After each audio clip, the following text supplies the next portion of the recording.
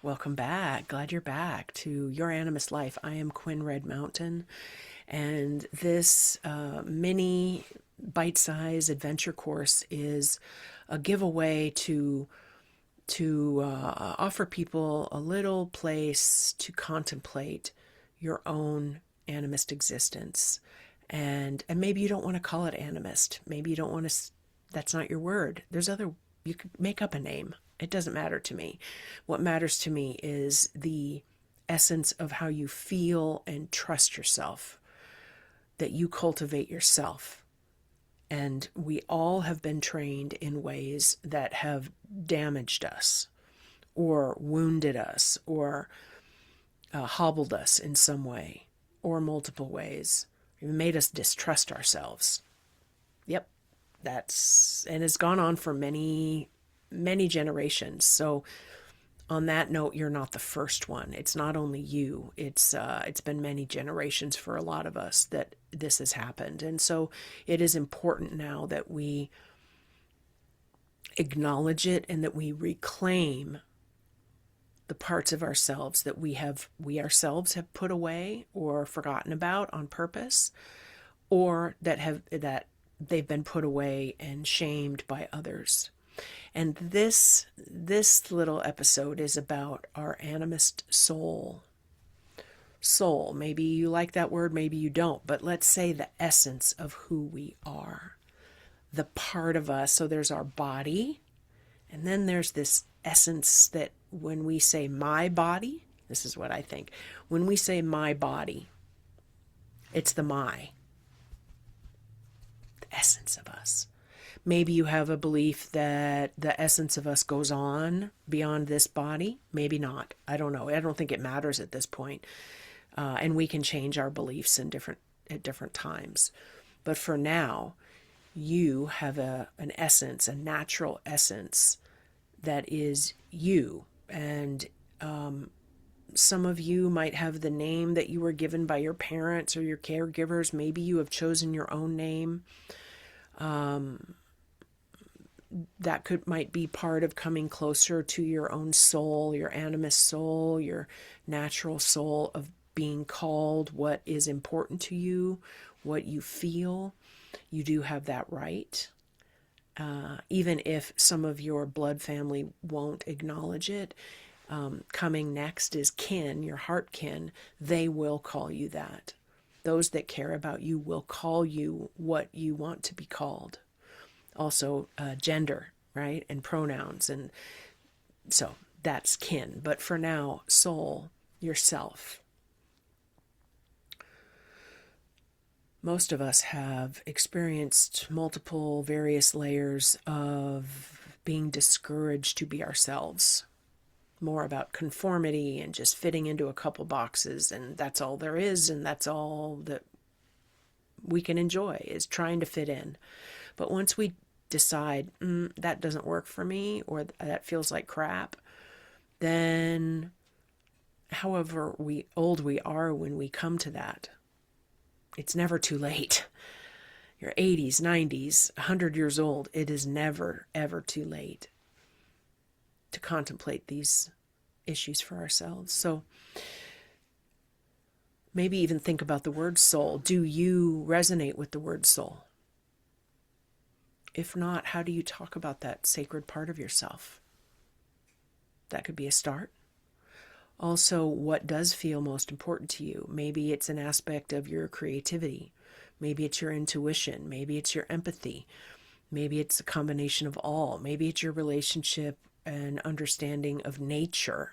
We are a part of nature. We're all connected in the web of life. That's a foundational animist principle. We're not better than other beings. And there are other people besides humans, right? All the animals, they're their own species of people. Other beings are tree beings, are their own kind of people. So when I talk this way, does your soul say, oh, yes, thank you, oh, yes? Okay, that's a good sign. If there's any part that you're thinking, I don't know, I don't know, this makes me uncomfortable. Okay, Yes, I get that. Sit with it. Just, you could put it on a back shelf and not have to make a decision about whether it's true or not for you right now, but just let yourself think about it. What do you feel if you were to have a basket of feelings and skills and things that interest you that would be your, included in what you would call your essence, your soul? What would they be? What would you put in there?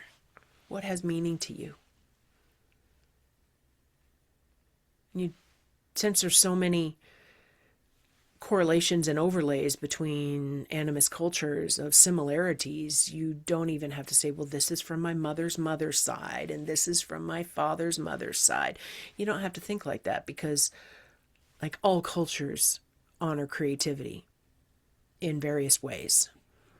Artistic abilities, being able to fix things, being able to sing, being able to play music, being able to blank, blank, blank is human.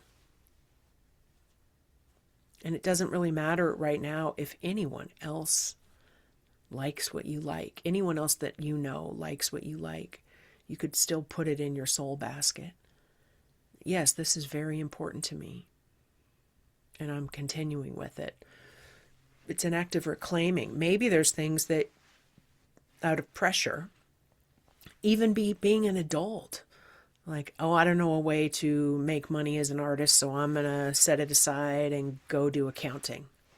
Okay, well, maybe at a certain point in your life you realize, wait, creativity and different ways of being an artist is a part of my soul, and by being separate from it, I am hurting myself. I feel it. I feel sadness. I feel emptiness. Then bring the aspect of the artist, of the creative, into your life. It doesn't have to mean painting pictures. It could be living creatively. Bring it back and put it in your soul basket. This is a reclaiming process. You know yourself best. Trust yourself. That's part of your soul. Things that you did as a child, maybe they could be adapted and come back and be very helpful and joyful for you as an adult or even an elder. Let yourself contemplate your own soul and how and when you sense it. Our soul often operates outside of ordinary time, doing errands, this and that, but sometimes they show themselves in very surprising and mundane ways. There's no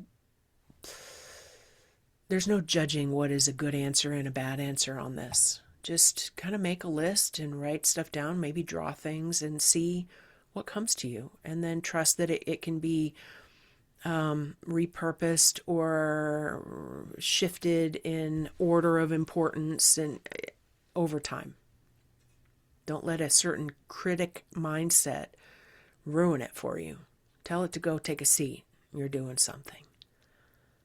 And if you hear voices in your head, or if you have kind of feelings that feel like they just show up, maybe you could question them. And are you here for my highest good? Are you a part of me? Am I sensing, have I included some other person in me? Because parents, right? We hear our parents' voices, especially critical versions of them. I hear voices, and I've had to spend a long time figuring out who do I listen to and who do I say, zip it. Unless you're helpful. Okay. Take some time with yourself and notice your own soul. It's important. Also in relation to your childhood, your body, your ancestry, and the things that are coming. It all can come into the same like all ingredients in the same stew or brew of you. Ooh, that rhymes. Okay. When you feel ready, I'll see you in the next part of Your Animist Life.